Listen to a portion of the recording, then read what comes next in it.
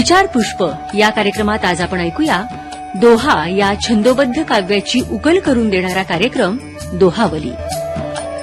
संकलन लेखन निवेदन प्राध्यापिका सुनीता कुलकर्णी यांचा. श्रोते हो, महाभारतातील एक प्रसंग असा होता. सर्वार्थाने पराभूत झालेला युधिष्ठिर खूप दुःखी झाला होता. त्यावेळी महर्षी व्यासांनी त्याला उपदेश केला, हे बघ, पौर्णिमेला चंद्र पूर्ण असतो, सुखी असतो. तो उरलेला 14 दिवस लहान होण्याचा शोक करीत नाही. मला पुन्हा सुख मिळणार आहे याचाच विचार करतो हे लक्षात ठेव. तूही हे दुःख तुझे तप म्हणून उपभोग. यातूनच पुढे आत्मसुखाची प्राप्ती आहे. संत रविदासही पुढील दोह्यातून हेच सुचवितात. सुख दुःख सम करी जानहूं, तौ दुःख सुख होय. रविदास जो सुख ही दुख कहई, तौ सुख भी दुख होय. अर्थात सुख दुःख समान माना. दुःखात सुख मानाल तर दुःख सुद्धा सुखात बदलून जाईल. आणि सुखात असताना जो असंतुष्ट राहून दुःख मानेल तर तो आयुष्यात कधीच सुखी होणार नाही. खरे तर असंतुष्टता माणसाला कार्यरत ठेवते. अजून परिपूर्ण, अजून चांगले हा विचार एखादे कार्य उत्तम करण्यासाठी प्रेरणादायक ठरतो हे खरेच. परंतु कधीकधी माणसाची अपेक्षा इतकी वाढते की तो त्याला मिळणाऱ्या यशातही आनंद मानत नाही. परिणाम एकच, दुःख. आणि हे दुःख, ही असंतुष्टता मग माणसामध्ये पुढे क्रोध, मोह, लालसा, मत्सर आदी विकार निर्माण करते. म्हणून संत रविदास म्हणतात, जो कौलौ रे परम सुख, तौ राखै मन संतोष. रविदास जहाँ संतोष है, तहाँ न लागे दोष. म्हणजे आहे त्यात संतुष्ट राहा. जेथे संतोष आहे तेथे दोष राहत नाहीत. मनुष्याचे सर्व प्रयत्न हे सुखासाठीच असतात. अर्थात प्रत्येकाची सुखाची व्याख्या मात्र वेगळी असते. बऱ्याच वेळा हे सुख भौतिक परिमाणात मोजले जाते. जेवढा धनसंचय जास्त तेवढे सुख जास्त असे अनेकांना वाटते. खरे तर धनाची श्रीमंती माणसाला भोगविलासाची उपलब्धता करून देते, पण केवळ ऐहिक श्रीमंती माणसाला आनंद देईल, सुख देईल असे नाही. कारण असे असते तर अनेक श्रीमंत माणसे निद्रानाशाच्या विकाराला बळी पडली नसती. म्हणून रविदास म्हणतात, सच्चा सुख संत धर्म मही, धन संचय सुख नाही.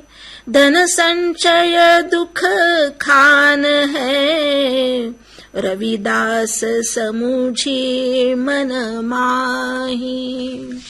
आता हा अक्षय परमानंद मिळवायचा असेल तर काही पथ्ये पाळावीच लागतील. त्यासाठी पहिली पायरी म्हणजे या लालची मनाला आवर घालावं लागेल.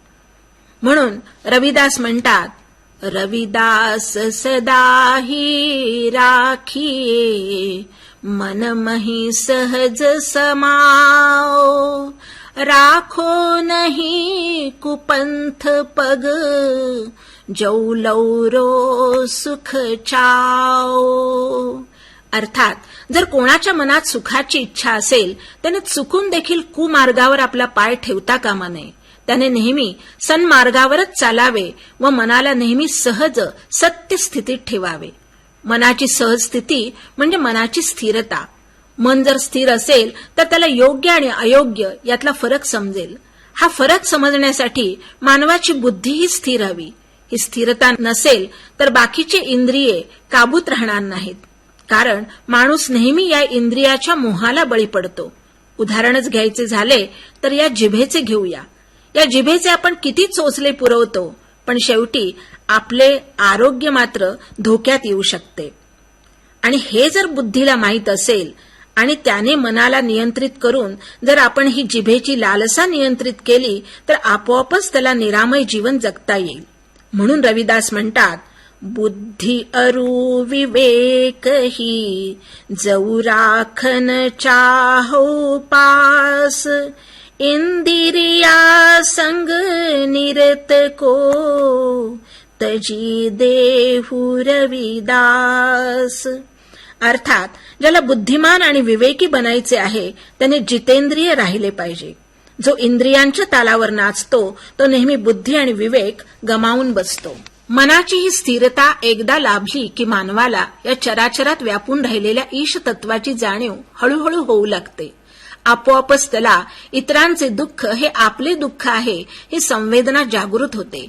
या सह अनुभूतीतून मग सेवाभाव जागृत होतो. हा सेवाभाव मग त्याला मोक्षाप्रत घेऊन जातो. रविदासांनी या सेवाव्रताला धुनीची उपमा दिली आहे. ते म्हणतात, धुवा तपन मही का धरा, धूम तपन ही त्याग, रविदास मिली है मोक्ष धाम, सेवा ही तप आग. अरे, धुनीत गुंग होऊन तपस्या करण्यात काय अर्थ आहे? धूर तापल्याने काही लाभ नाही. ही तर फक्त दिखाऊ तपस्या आहे. जर तू गरीब दुःखी लोकांची सेवा केलीस आणि या सेवारूपी अग्नीत शरीर तापविलेस तरच तुला मोक्ष प्राप्त होईल.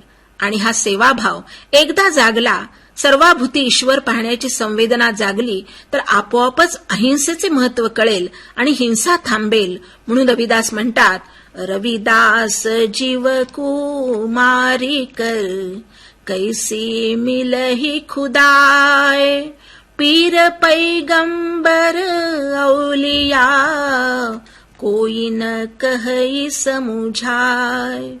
देवाच्या नावावर प्राण्यांची हिंसा करून देव कसा भेटेल? आश्चर्य आहे.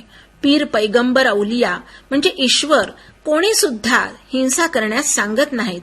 हे आपल्याला कसे समजणार? अध्यात्माची मनोभूमिका तयार होण्यासाठी वरील सद्विचारांची शिंपण करणाऱ्या संत रविदासांना मनपूर्वक अभिवादन.